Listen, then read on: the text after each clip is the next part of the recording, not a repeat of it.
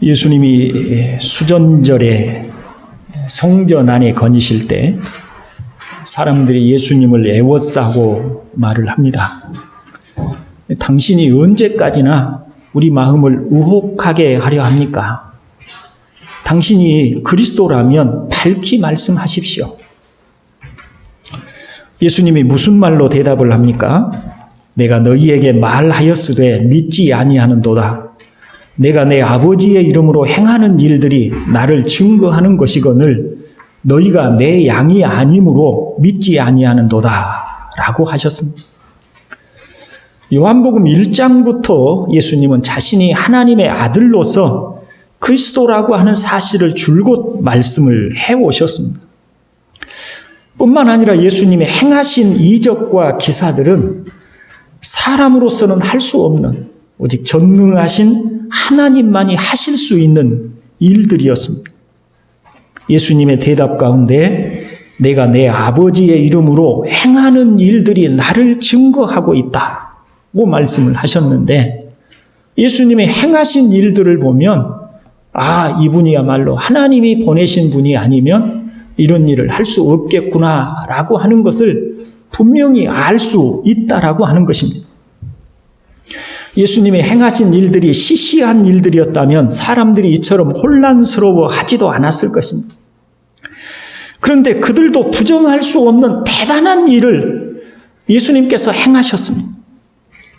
예수님이 사람들을 속이려 한 것도 아닙니다. 말하자면 그들은 믿고 싶지 않은데 믿지 않을 수 없는 일을 예수님이 행하시니 혼란스러운 것입니다. 오늘 본문에서 예수님을 애워싸고 그들이 하는 말이 바로 믿고 싶지 않다는 그들의 마음을 보여주고 있는 것입니다.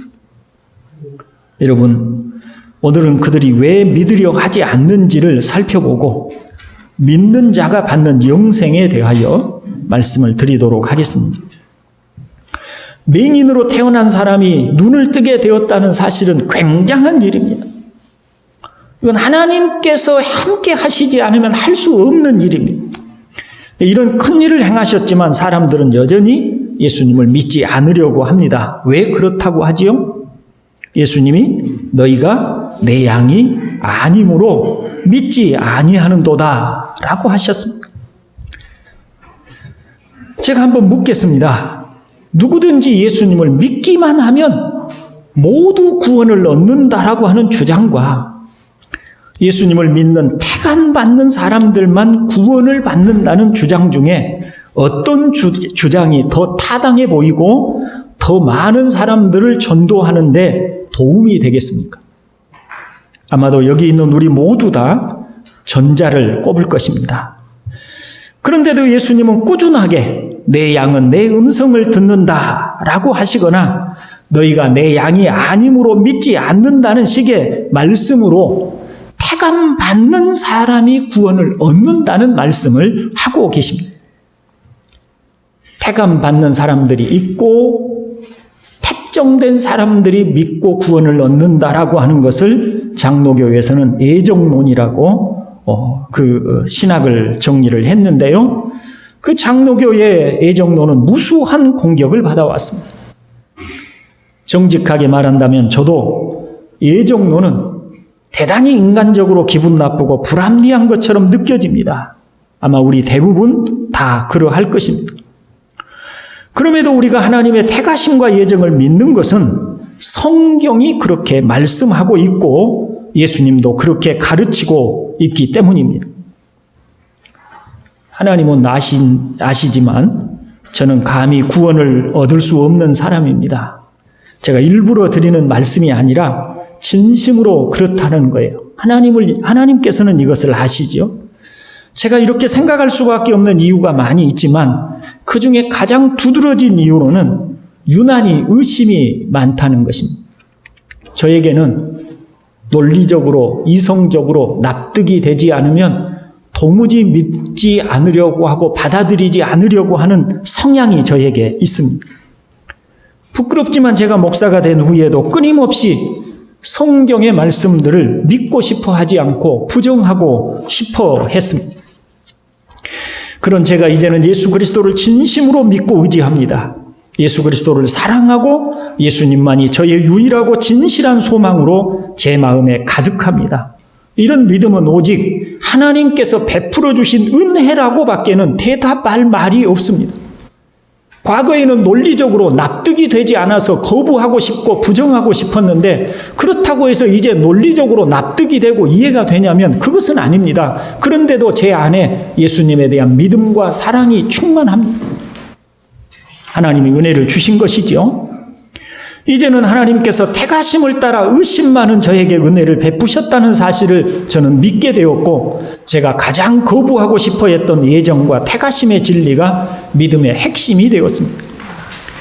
이제는 예정과 택하심에 대한 믿음이 제가 영생을 얻게 되었다는 사실을 확실하게 보장하는 분명한 진리가 되게 되었습니다.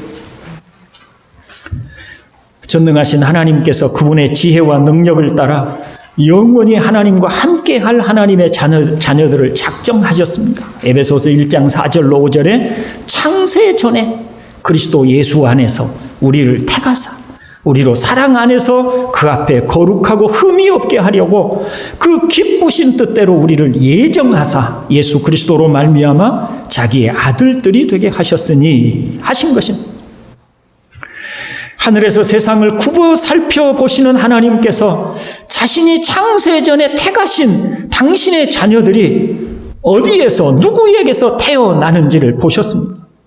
이사야 44장 24절에 내 구속자여 모태에서 너를 지은 나 여호와가 이같이 말하노라 나는 만물을 지은 여호와라고 하셨습니다. 영원한 사랑을 가지신 하나님께서는 우리가 죄악 중에 살아갈 때에 아브라함을 부르신 것처럼 부르시고 예수 그리스도 안에서 우리의 모든 죄악을 정결하게 씻어주셨습니다. 베드로서 1장 2절에 하나님 아버지의 미리 아심을 따라 성령이 거룩하게 하심으로 순종함과 예수 그리스도의 핏부림을 얻기 위하여 택하심을 받은 자들에게 편지하노니 은혜와 평강이 너희에게 더욱 많을지어다 하였습니다. 로마서 8장은 좀 더 구체적이고 좀 더 분명하게 이러한 사실을 말을 합니다. 로마서 8장 29절로 30절을 같이 한번 읽어봅니다. 하나님이 미리 아신 자들을 또한 그 아들의 형상을 본받게 하기 위하여 미리 정하셨으니 이는 그로 많은 형제 중에서 맏아들이 되게 하려 하심이니라. 또 미리 정하신 그들을 또한 부르시고 부르신 그들을 또한 의롭다 하시고 의롭다 하신 그들을 또한 영화롭게 하셨느니라. 아멘. 여러분, 여기 미리 아신 자들은 누굽니까? 미리 정하셨다는 말은 무슨 뜻입니까? 만일 우리가 진심으로 예수 그리스도를 믿는 자들이 되었다면 그것은 우리가 하나님의 택정하신 사람들임을 말하는 것입니다. 그렇게 택하신 우리를 하나님이 부르셨다고 합니다.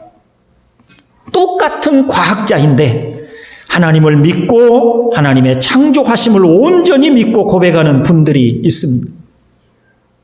제가 신학교에 다닐 때 과학을 강의하셨던 전남대학교 교수님이 계셨습니다. 유한수 교수님이라는 분이셨는데 이분이 그런 얘기를 하세요. 자신은 정말 하나님의 창조와 또 예수 그리스도에 대해서 진실하게 믿는데 근데 같은 과학자들하고 이렇게 얘기를 하면 그리고 자신이 전도를 하기 위해서 왜 하나님이 창조하셨는지 어떻게 창조하셨는지를 설명하면 그 사람들이 다 듣고 이렇게 대답한다는 거예요. 그래도 과학은 진화론이지. 이렇게 대답을 한다는 거예요. 같이 과학을 연구하고 같이 과학을 토론하고 같이 과학을 논쟁하는 사람들 가운데 어떤 사람들은 참으로 믿고 참으로 하나님의 살아계심을 고백하는데 반면에 과학이라고 하는 이름으로 우리의 신앙을 단지 하나의 종교심으로 치부하는 이들이 있습니다. 어떤 차이가 있습니까? 한 사람은 하나님의 부르심을 받아 의롭다함을 받은 사람이고 한 사람은 하나님의 부르심을 받지 못한 사람입니다. 하나님의 택하심을 받은 우리를 여러 경로를 통해서 부르셨습니다. 부모를 통해 부르셨고 친구들을 통해 부르시기도 하셨고 때로는 고칠 수 없는 병으로 부르시기도 하셨고 때로는 혼자 힘으로는 감당할 수 없는 고난을 통해서 부르셨습니다. 그렇게 부르심을 받은 우리를 하나님은 예수 그리스도의 십자가의 죽으심을 자신의 죄를 대속하기 위해서 죽으신 죽음으로 받아들이고 믿도록 하셨습니다. 그러므로 우리의 모든 죄가 속죄를 받게 하신 것입니다. 의롭게 하여 주신 것입니다. 하나님은 그렇게 부르심을 받아 의롭게 하신 사람들을 영화롭게 하셔서 영원히 하나님의 복되신 은혜 아래서 살게 하실 것입니다. 왜 믿는 자가 되게 된 것입니까? 예수님의 양으로 택하심을 받기 때문인 줄로 믿습니다. 그렇다면 예수님은 믿는 자들에게 무엇을 주시겠다고 하는 겁니까? 영생입니다. 27절, 28절을 읽어봅니다. 내 양은 내 음성을 들으며 나는 그들을 알며 그들은 나를 따르느니라. 내가 그들에게 영생을 주노니 영원히 멸망하지 아니할 것이요 또 그들을 내 손에서 빼앗을 자가 없느니라. 아멘. 사람의 생명이 무엇일까요? 야고보는 말을 합니다. 너희 생명이 무엇이냐?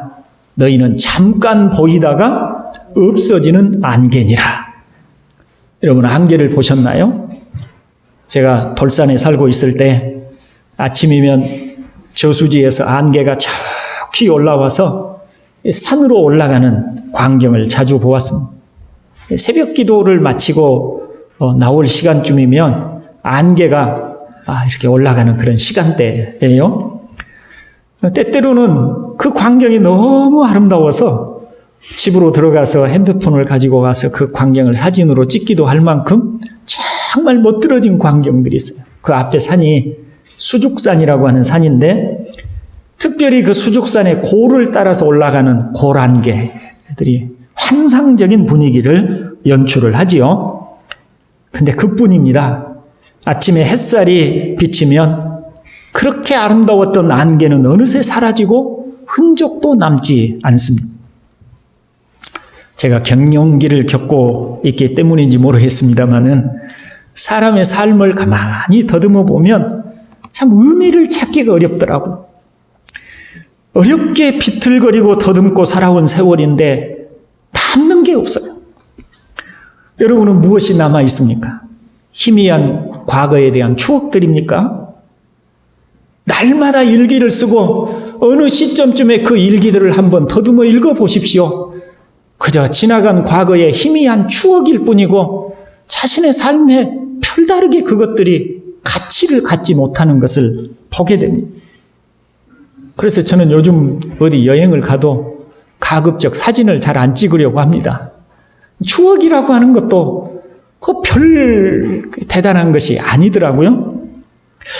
맛있는 음식을 찾아서 먹어보아도 맛을 느낄 수가 없습니다. 녹음으로 짙어진 산길을 걸으면 마음이 참 좋다는 생각이 들지만 그때뿐입니다. 마치 바람처럼 잠깐의 감정이 스쳐 지나갈 뿐입니다. 전도자가 이르되 헛되고 헛되며 헛되고 헛되니 모든 것이 헛되도다. 해 아래서 수고하는 모든 수고가 사람에게 무엇이 유익한가? 라고 하는 전도자의 말이 절실하게 느껴지고 있습니다. 약 한 200년 전에 묘지 하나를 발굴을 했어요. 후 8세기경에 유럽을 통일시켰던 샤를마뉴라고 하는 황제의 묘지를 발굴을 하게 되었습니다. 이 샤를마뉴 황제의 묘지를 발굴한 사람들이 깜짝 놀랐다고 합니다.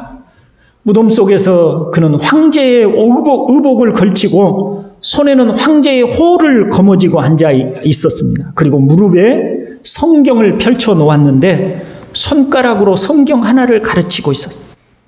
마가복음 8장 36절의 말씀인데 사람이 만일 온 천하를 얻고도 제 목숨을 잃으면 무엇이 유익하리요? 라고 하는 말씀이었습니다.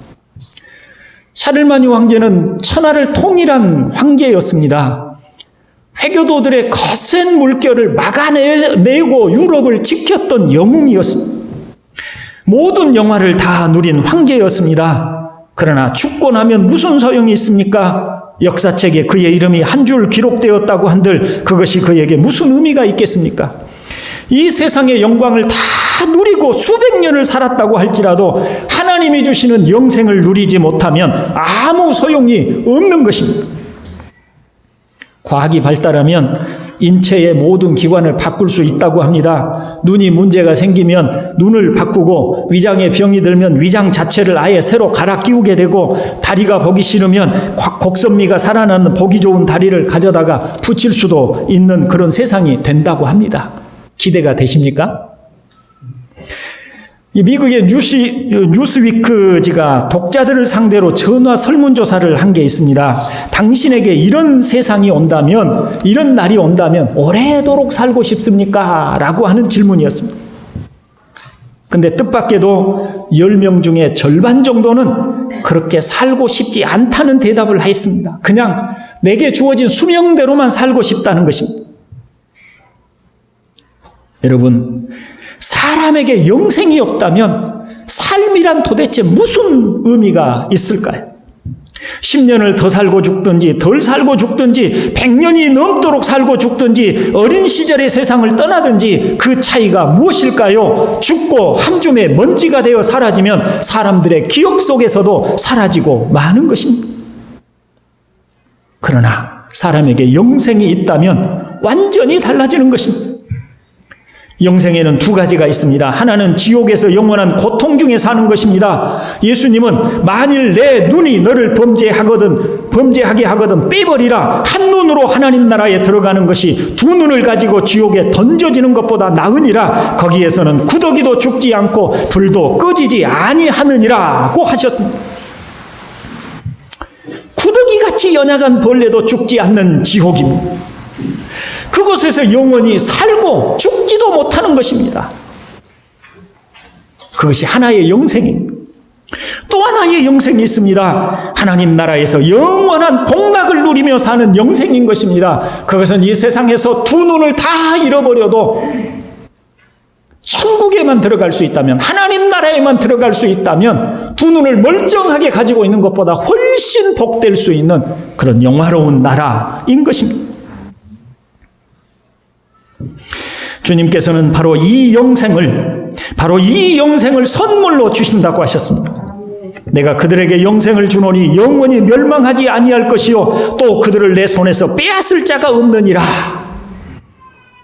여러분, 이 말씀을 내가 내 양인 너에게 영생을 주노니 라고 한번 읽어보십시오. 내가 그들에게 영생을 주노니 그랬는데, 이제 그 말을 가지고 내가 나의 양인 너에게 영생을 주노니, 그리고 너에게 대신에 자신의 이름을 넣어서 한번 읽어보십시오.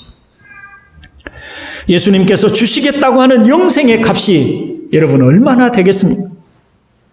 어떤 부자 청년이 예수님에게 와서 내가 어떻게 하면 영생을 얻을 수 있겠습니까? 라고 물었습니다.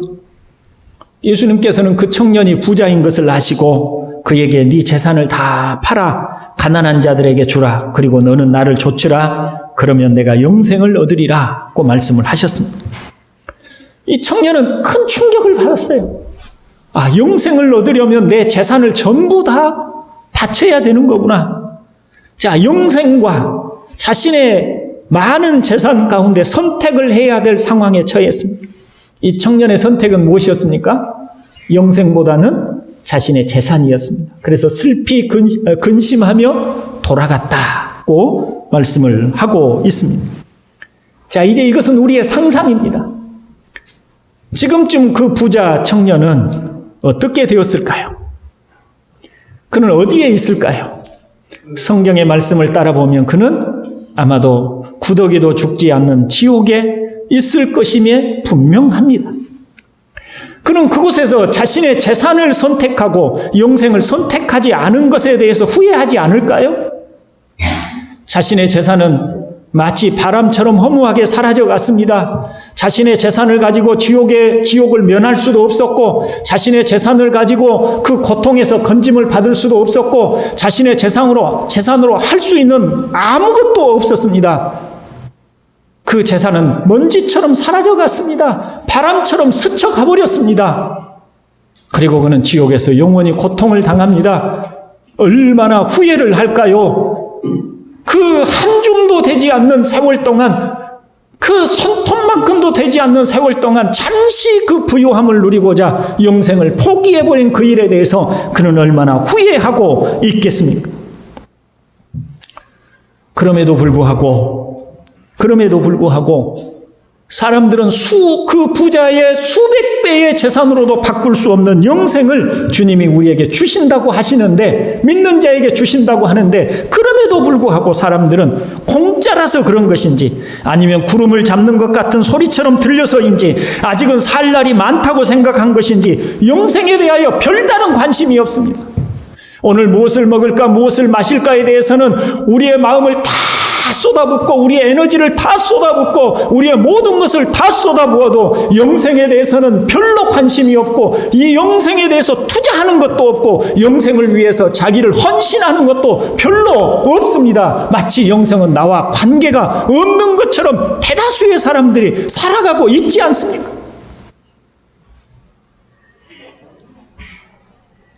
그러나 여러분, 꼭 예수님을 믿으십시오. 수많은 지혜 있고 현명한 사람들이 예수님을 믿고 영생을 얻었습니다. 특별히 여기에 앉아 있는 여러분은 예수님의 부름을 받아서 여기에 와 계신 줄로 믿습니다. 부르심을 받았다라고 하는 것은 택하심을 받을 가능성이 매우 많은 것입니다. 적어도 여러분은 복음을 늘 들을 수 있는 위치에 있습니다. 그런 자리에 있습니다. 지금 졸고 있는 분들 빼놓고 말이죠.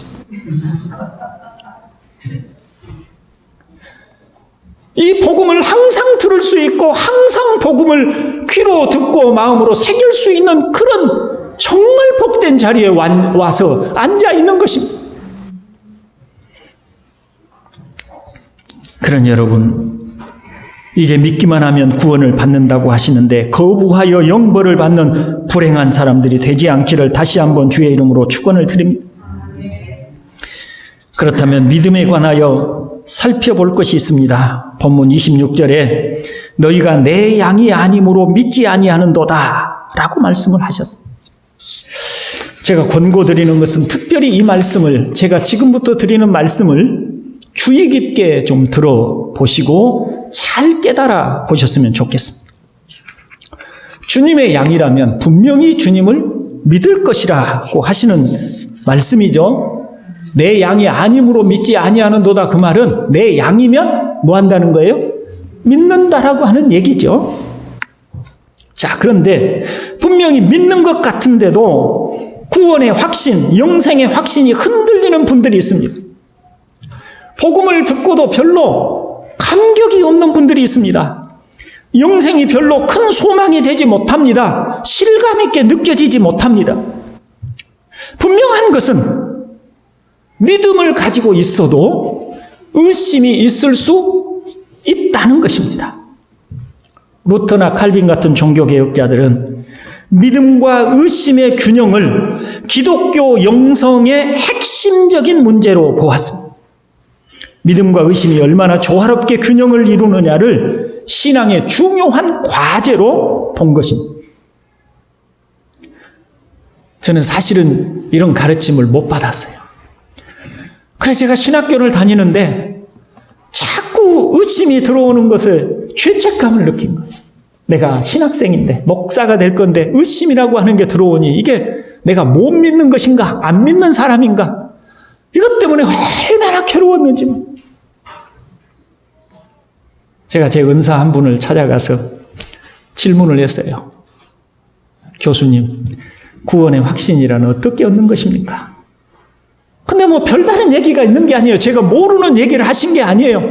그래도 이제 의심이 많으니까 계속 집요하게 물었어요. 그래서 나중에 교수님이 하시는 말씀이, 그래도 천국 못 가면 할 수 없지 뭐. 그래 이제 제가 더 이상 물을 수가 없었어요. 그만큼 제 안에 이 의심에 관한 문제가 항상 괴로움이었어요. 여러분은 어떻습니까? 저는 그렇게 생각했어요. 믿는 자는 추호의 의심도 없어야 한다고 생각했어요. 근데 나중에 공부를 하면서 여러 믿음의 선배들의 책을 읽어보니까 아니에요. 루터 같은 사람은 신자가 된다는 것은 어둠과 의심 속으로 자신을 내던지는 것이나 다름이 없다고 이야기를 했어요. 어둠과 의심 속으로 자신을 내던지는 것이다. 그게 믿음이다. 그 의심이 생기겠어요? 안 생기겠어요? 의심이라는 게 당연하다는 얘기입니다. 믿는다는 게 얼마나 어려운지 모릅니다. 믿음이라고 하는 것은 아직 보이지 않고 확인되지 않는 하나님의 약속에 기꺼이 자신의 마음을 두는 일이기 때문입니다. 믿음이란 감각의 세계, 우리는 지금 감각의 세계에 살고 있잖아요. 손으로 만지고 눈으로 확인하고 또 이 감각적으로 확인할 수 있는 세상 속에 우리가 살고 있잖아요. 그러나 믿음이라고 하는 것은 감각 너머의 세계, 만질 수도 없고 보이지도 않고 확인할 수도 없는 하나님이 계시는 비물질의 세계, 비감각의 세계로 들어가는 것이 바로 믿음입니다. 이런 면에서 믿음은 우리의 경험을 완전히 떠나서 믿음이라는 외주를 의지하고 공중에 매달리는 것과 같습니다. 공중에 매달리는 사람이 떨어지지 않을까 불안해하는 것은 자연적인 현상입니다. 그래서 믿으면서도 의심이 일어나는 것입니다. 그러니까 믿지만 의심이 동반되는 것에 대하여 불안해하실 필요가 있다 없다? 없다는 이야기입니다.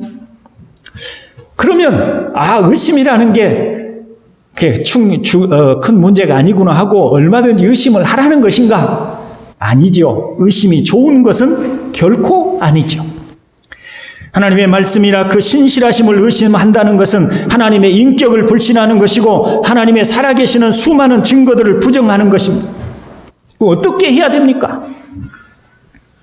성경을 통해 드러난 하나님에 관한 모든 사실들을 확인하고 의심이 일어날 때 의지적인 결단으로 의심의 문제를 해결해 가야 합니다. 하나의 예를 들면 바울이 원래 바리새인으로 예수님을 핍박하고 거부하는 사람들의 그룹 속에 있었습니다. 그는 신실한 주님의 사람 스데반을 당연히 죽어야 할 사람으로 판단하고 스스로 증인이 되어 그의 죽음에 앞장을 섰습니다. 그는 교회를 핍박하는 일에 앞장을 서서 많은 사람 신자들을 잡아다가 감옥에 가두고 박해를 일삼던 사람입니다. 그런 바울이 신자들을 체포해서 끌어오려고 다메섹으로 올라가다가 극적인 변화를 일으킵니다. 바울에 의하면 부활하신 예수님이 그에게 나타났다고 합니다. 그 후로 바울은 예수님의 부활은 사실이며 예수님을 믿어야 구원을 얻는다는 복음을 전하다가 수많은 고초를 겪게 됩니다. 바울이 어떻게 그처럼 극적인 변화를 겪게 되었을까요? 바울이 말한 대로 부활하신 예수님을 만나지 못했다면 그런 변화는 결코 가능하지 않았을 것입니다. 그와 같은 사실들을 따라보면 성경에는 셀 수 없는 하나님에 관한 증거들로 가득 차 있습니다. 그리고 많은 성경에 기록된 사실들이 고고학적인 발견으로 역사적으로도 입증되고 있습니다. 믿음은요, 무작정 믿는다고 하는 것이 아닌 것입니다. 믿음은 없는 사실을, 있지도 않는 사실을 그저 마음으로 내가 믿습니다 하고 주문 외듯이 하는 것이 아니라는 것입니다. 사실을 바탕으로 성경에서 하나님이 하신 모든 사실들과 말씀들을 바탕으로 거기에다가 신뢰를 두는 것입니다. 믿음은 이와 같은 성경의 말씀들을 살펴보며 비감각적인 일들까지 의지적으로 결단하고 믿는 것입니다. 말하자면 하나님께서 성경을 통해 이렇게 말씀하셨으니 믿자고 결단하고 거기에 자기의 마음을 두는 것입니다. 자, 조금만 한번 저를 더 보시겠습니까? 천국을 보신 분이 있나요? 가끔 천국을 보고 왔다고 하는 분들이 있는데 그거에 대해서 우리가 확인할 길이 없으니까 천국을 본 사람이 아무도 없잖아요. 그럼 천국이 있다는 걸 어떻게 확신할 수 있어요? 자, 성경의 많은 역사적 사실들, 하나님의 말씀들이 역사적 사실로서 기록되고 있다라고 하는 것을 먼저 확인하는 겁니다. 예를 들어서 아까 제가 바울 얘기를 했어요. 바울 같은 사람이, 그 지성인이, 그 현명한 사람이, 그 뛰어난 지식을 가지고 있는 사람이 어떻게 급작스러운 변화를 일으킬 수 있었을까? 그의 말대로 부활하신 예수님을 만나지 않고는 불가능한 일이었다. 그러면 바울이 부활하신 예수님을 만났다. 예수님이 부활했다는 것은 사실이다. 예수님이 부활한 것이 사실이라면, 성경의 모든 기록된 진리들이 사실이라면 성경이 말씀하고 있는 천국도 내가 확인하고 볼 수 없지만 뭐 할 수 있다? 믿을 수 있다라고 하는 것입니다. 믿음이란 아예 내가 전혀 믿어지지도 않는 것을 무작정 주문하듯이 믿습니다 해서 믿어지는 게 아니고, 성경의 명백한 하나님의 말씀 사실들을 기반으로 해서 내가 확인할 수 없는 것까지, 비물질적인 세계까지 성경이 진리이기 때문에 그것까지라도 사실로 믿고 받아들이는 것입니다. 물론 우리에게 여러 가지 유혹들이, 우리의 믿음을 흔드는 유혹들이 있습니다. 의심할 만한 것들도 수없이 마치 물이 스며들듯이 우리들 안에 스며들어 올 때가 많이 있습니다. 그런데 그런 의심이 찾아올 때 성경의 말씀을 통해서, 하나님의 말씀을 통해서 나는 이 말씀이 진리라고 믿는다, 나는 이 말씀이 사실임을 믿는다 해서 의심을 물리치고 믿음, 그 진리, 성경의 말씀을 믿음으로 선택하고 결단하고 그 길로 나가는 것입니다.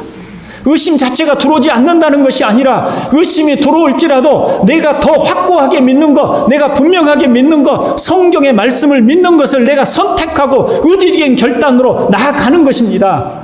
그렇게 나아가다 보면 하나님께서 우리에게 점차로 은혜를 부어주실 때 의심들은 이제 조금씩 우리에게서 차단이 되어지고, 이제 우리는 더 확고하고 분명한 믿음으로 살아가게 될 줄로 믿습니다. 이제 말씀을 정리하고 마치려고 합니다. 교우 여러분, 본문 28절을 다시 한번 보십시오. 내가 그들에게 영생을 주노니 영원히 멸망하지 아니할 것이요 또 그들을 내 손에서 빼앗을 자가 없느니라 하였습니다. 누가 영생을 준다고 했습니까? 내가입니다. 여기서 내가는 예수님이시고 하나님이십니다. 30절에 나와 아버지는 하나이니라고 하신 것입니다. 하나님이 자기의 인격을 걸고 자신의 이름을 걸고 명예를 걸고 영생을 주신다고 합니다. 아무도 아버지 손에서 빼앗아갈 수 없다고 하십니다. 예수님께서 이렇게 자신의 이름과 명예를 걸고 말씀하셨음에도 불구하고 마음이 흔들리십니까? 의심이 드십니까? 다시 말씀드립니다. 요한복음 5장 24절에서 내가 진실로 너희에게 이르노니 내 말을 듣고 또 나 보내신 이를 믿는 자는 영생을 얻었고 심판에 이르지 아니하나니 사망에서 생명으로 옮겼느니라. 이 말씀을 확고하게 붙드시기를 주의 이름으로 축원을 드립니다. 우리는 죽어도 죽지 않습니다. 예수님은 항상 잔다고 하셨지 죽었다고 하지 않으셨습니다. 이런 확신만 가지면 나사로처럼 고된 인생을 살다가 가도 실패자가 아닌 것입니다. 하나님의 품에 안겨있는 사람은 세상에서 어떤 삶을 살다 왔든지 후회할 필요가 없습니다. 그러나 하나님의 품에 안기지 못하고 영생을 소유하지 못하면 이 세상에서 아무리 훌륭한 삶을 살다가도 그것은 실패작이요 후회거리가 되는 것입니다. 라이언 화이트라고 하는 18세 된 미국의 소년이 에이즈로 세상을